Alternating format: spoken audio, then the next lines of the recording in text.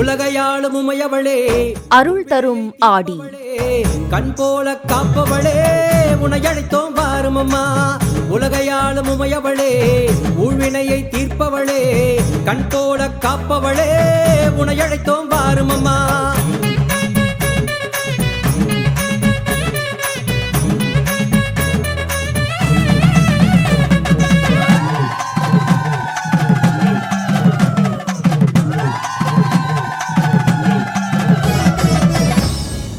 நமது தமிழ் மாதங்கள் ஒவ்வொன்றும் பல்வேறு சிறப்புகளை தன்னகத்தே உள்ளடக்கியது. அதில் குறிப்பாக ஆடி மாதமானது மிக விசேஷமாக போற்றப்படுகின்றது.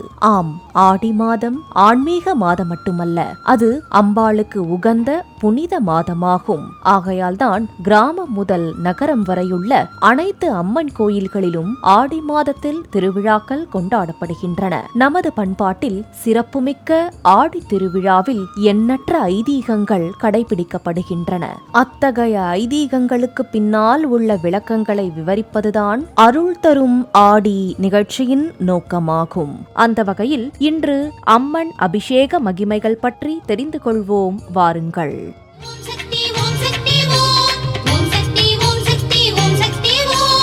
எத்தனையோ பேருனக்கு ஆதிசக்தி மாரியம்மா, என்னென்னவோ பேருனக்கு ஆஸ்தானத்து மாரியம்மா.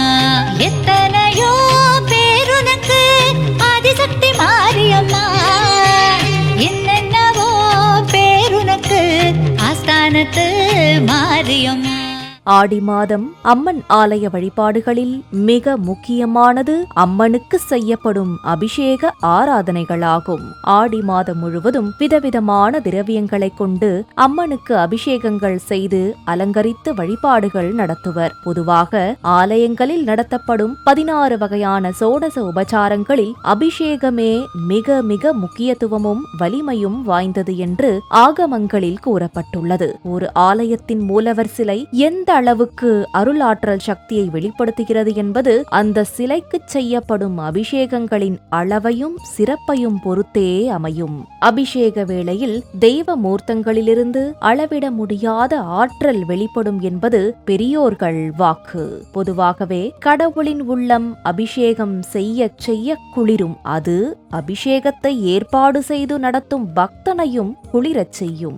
அருள் மிகுந்த இந்த ஆடி மாதத்தில் கோவிலாக இருந்தாலும் சரி, வீடாக இருந்தாலும் சரி, எண்ணெய் காப்பு அல்லது தைல காப்பு இட வேண்டும். கருங்கல்லால் ஆன விக்கிரகமாக இருந்தால் முதலில் நல்லெண்ணெய் சிறிது இட்டு எண்ணெய் காப்பு இட வேண்டும். ஒரு 10 நிமிடங்கள் கழித்து அபிஷேகத்தை துவக்க வேண்டும். கோவில்களில் முதல் அபிஷேகமாக பஞ்சகவ்யத்தால் அபிஷேகம் செய்வார்கள். வீட்டில் பஞ்சகவ்யம் செய்வது கஷ்டம். அதனால் சுத்தமான தண்ணீர் கொண்டு அபிஷேகம் செய்யலாம். பிறகு பச்சரிசி மாவு, சந்தனம் அல்லது வாசனை திரவிய பொடி, தேன், மஞ்சள், பால், தயிர் போன்ற பொருட்களை கொண்டு அபிஷேகம் செய்யலாம் என ஆகமங்கள் கூறுகின்றன.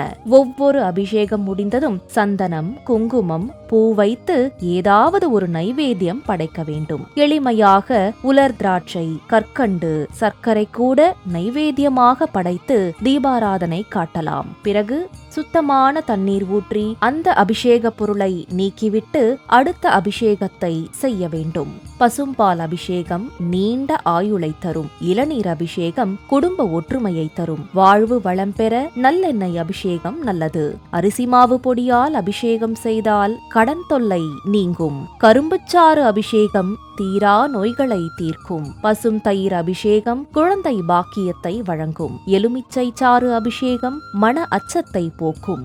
வாழ்வு இனிக்க தேன் அபிஷேகம் சிறந்தது. பஞ்சாமிர்த அபிஷேகத்தால் செல்வம் குவியும். சந்தன அபிஷேகம் செய்தால் 8 விதமான ஐஸ்வர்யங்களும் கிடைக்கும். பஞ்சகவ்யம் கொண்டு அபிஷேகம் செய்தால் நம் பாவங்கள் அனைத்தும் கரையும். நெய் அபிஷேகம் செய்தால் முக்தி கிடைக்கும். இப்படி ஒவ்வொரு அபிஷேகத்திற்கும் ஒவ்வொரு பலன்கள் கூறப்பட்டுள்ளன. அபிஷேகத்தின் போது அம்பாள் விக்கிரகத்திலிருந்து வெளிப்படும் தெய்வீக சக்தியானது கோவில் முழுவதும் நிறைந்திருக்கும். இந்த சக்தி எதிர்மறை சக்தியை நீக்கி நேர்மறை ஆற்றல்களை உண்டாக்கும் தன்மை கொண்டது. இந்த தெய்வீக ஆற்றலால் வாழ்வு வளம் பெறும் என்பது ஆன்மீக பெரியோர் கூற்றாகும். ஆடி மாதத்தில் அம்மன் ஆலயங்களில் அபிஷேகம் கண்டிடுவோம். அம்பிகை அருள் பெற்று நம்பிக்கையுடன் நன்றாய் வாழ்ந்திடுவோம். ஓம் சக்தி. உலகையாளும் உமையவளே, அருள் தரும் ஆடி, கண் போல காப்பவளே, உன்னை அழைத்தோம் வாரும் அம்மா.